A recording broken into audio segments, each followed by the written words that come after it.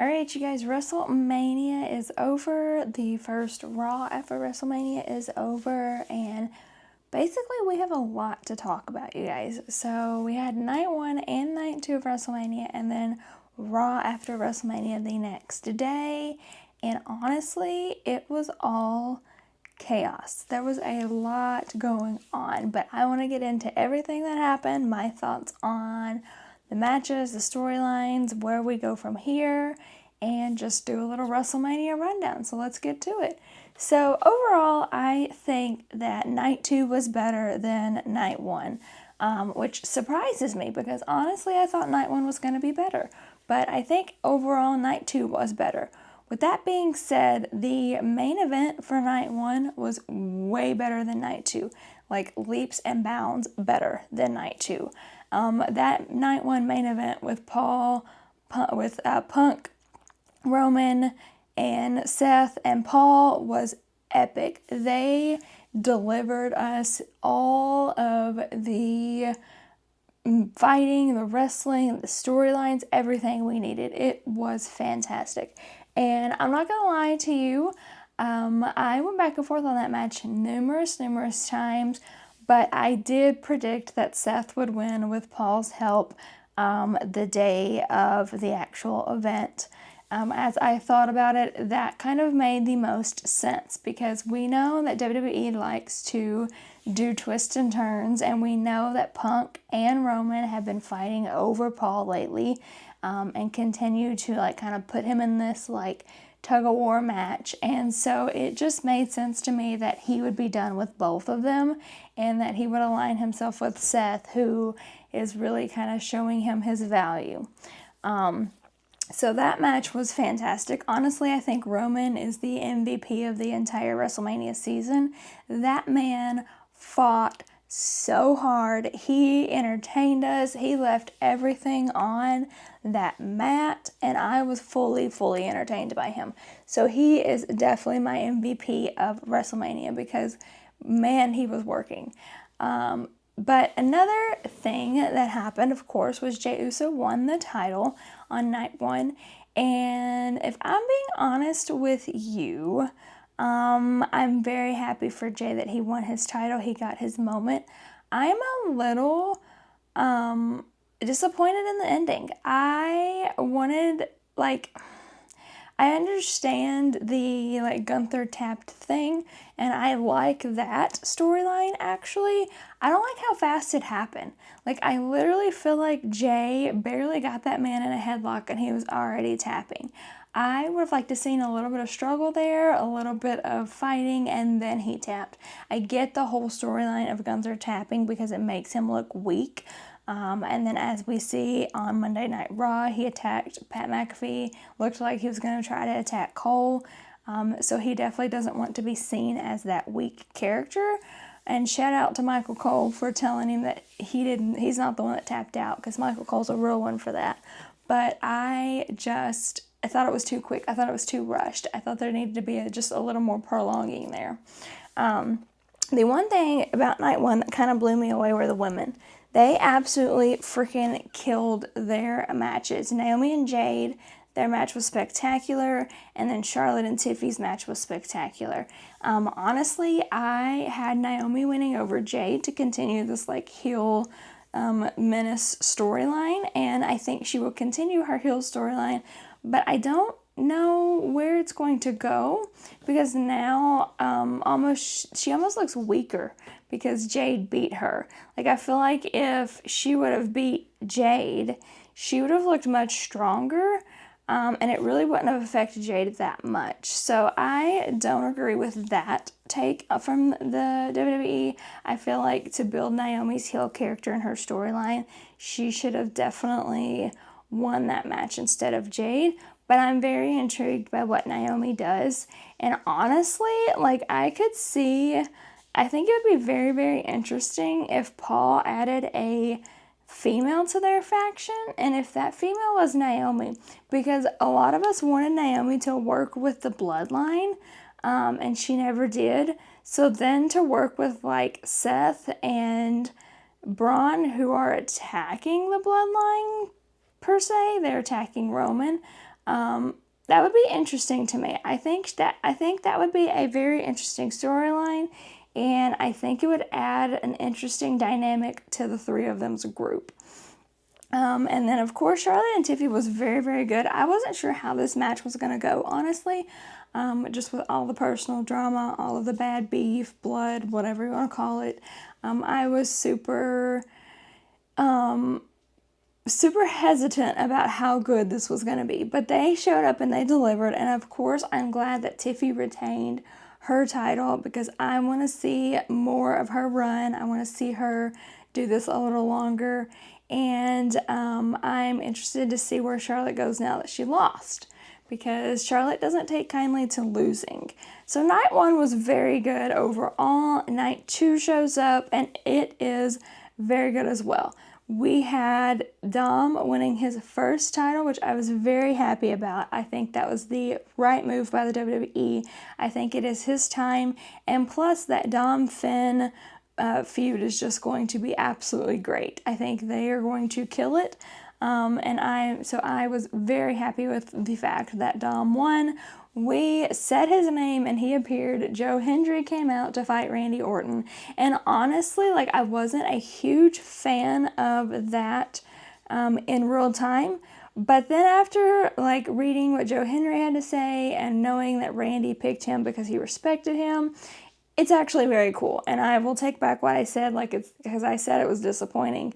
But I feel like it was disappointing because we all thought it was going to be a surprise return that we did not get. But I like Joe Hendry, and so I think that having Randy, respect him enough to get in the ring with him at WrestleMania is huge, and I love that for him. So I will retract what I said that it was disappointing, because honestly, after thinking about it and not looking at it in real time, I actually think it was pretty cool.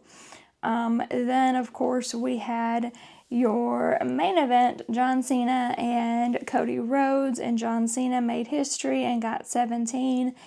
And honestly, the match itself was good. They both did very good.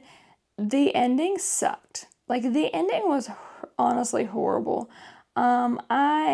Travis taking 25 minutes to walk to the ring, and then trying to fight Cody, and then Cody losing right after that. I don't know. I didn't love it. And we know The Rock went on and said he was never going to be a part of WrestleMania, etc., etc., etc. And I think that this storyline with The Rock, Travis, Cody, John was really kind of put together makeshift, and I don't like it at all. I think that the WWE didn't really have a plan past Elimination Chamber. So then when Elimination Chamber happened and John turned heel, joined The Rock, they had to scramble to figure something out. I don't know. It just felt like a chaotic mess. And honestly, I feel like it took a little bit away from that moment for John, because he just made history, he just beat the record. And I just feel like the whole chaos of it all really took away from that. But with that being said, I am happy John won. I picked him to win. I thought he was going to get 17 because, frankly, I didn't understand why he turned heel if he wasn't going to get that title. It just didn't make sense to me. So I am very happy he won.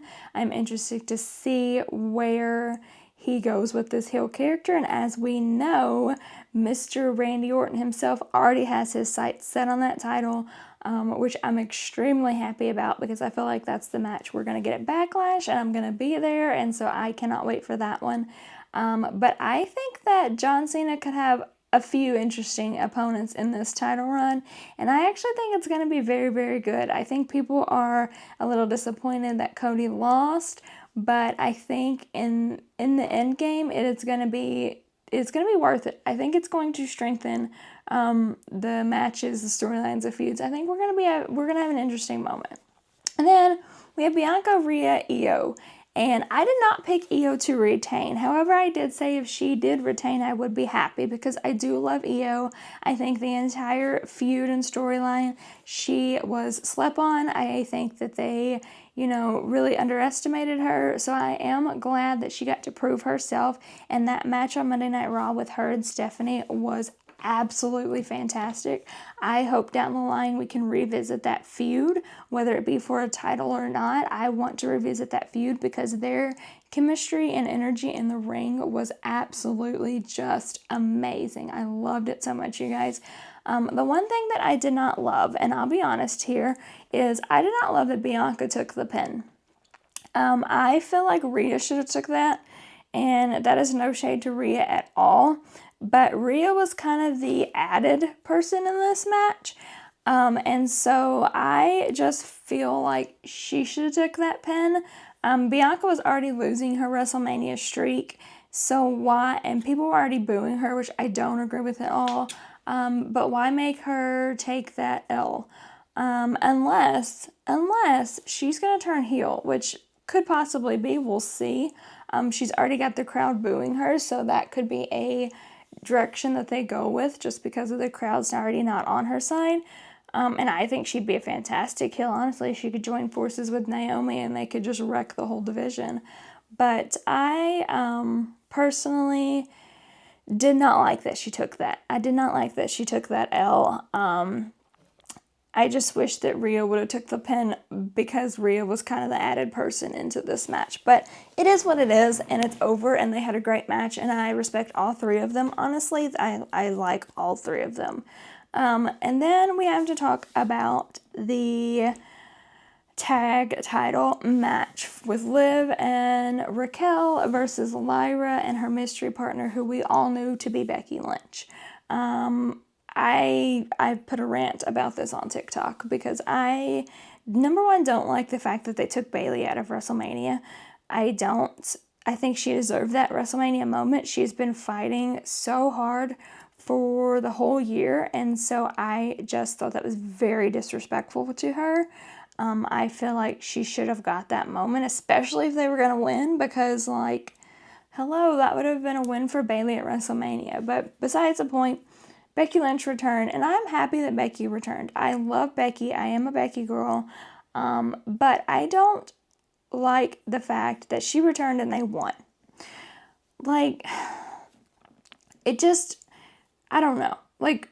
We all fussed about Charlotte, coming back and getting the Royal Rumble win and then getting a title shot. And Becky literally just did the same thing, but she actually won the title. And then less than 24 hours later, they lose the titles back to Liv and Raquel, and Becky turns heel.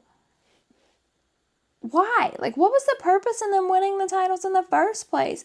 They could have easily turned Becky heel at WrestleMania because she could have been upset that she came back and then lost and attacked Lyra there. And honestly, that would have been a huge WrestleMania moment. So I just did not understand that entire picture.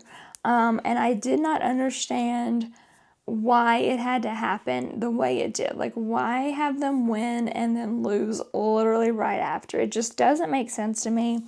But with that being said, Becky is now a heel, and we are going to get her and Lyra soon for the title, I'm projecting. And that's going to be a good match, let's be honest. It's the mentor and the mentee, and I don't even know if that's a word, but we're using it for the title. And honestly, I want to see Lyra have stronger title opponents, so this is a great start.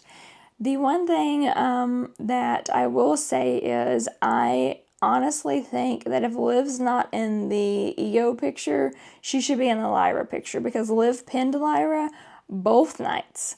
And, she didn't get the win the first night, but she did pin her or she didn't get the win at WrestleMania, but she did pin her at WrestleMania and almost had that win and attacked her. And then the second night on Raw after WrestleMania, she did pin her and win. So I think that they could definitely develop a storyline there. And put Liv in that title match, and I think that that would strengthen the IC Women's title too, because we just haven't seen a lot with it. I don't feel like they've been focused on it, and it's time we focus on those mid-card titles. And then, of course, on Raw on Netflix, we had Rusev Day returning, which Raw on Netflix, Raw on WrestleMania on Netflix, Raw after WrestleMania on Netflix. We had Rusev Day returning, which we all thought he was going to return at WrestleMania, and he did not. He returned at Raw, and I'm happy he is back. I'm interested to see where they go. I don't understand why he returned in the middle of the tag team beef, but that is what it is. There's a few things with the WWE that I'm not understanding right now, but I have to be patient and let Triple H do his thing. But overall, you guys, I just feel like WrestleMania was good. It was a good show. I don't feel like it was as good as last year's. I actually don't even feel like it was as good as the Royal Rumble because I really enjoyed the Royal Rumble this year. But it was a good show. And now we are on to Backlash, which I am going to live. So I'm super excited. And I am going to be talking, of course, about Backlash the next few weeks with the matches that I want to see, predictions, whatever, when we have more of a card there. But WrestleMania season is over, and that's a little hard to believe. But it is, and it's done, and overall, I will give it a B+. It was a good solid weekend. So I'm curious, what was your guys' favorite WrestleMania moment? What moment had you just like in shock and awe? Let me know below what were your total thoughts on WrestleMania. What would you grade it? Yeah, we're moving, you guys. I can't believe it's already over, but it is. And we're on to the next one.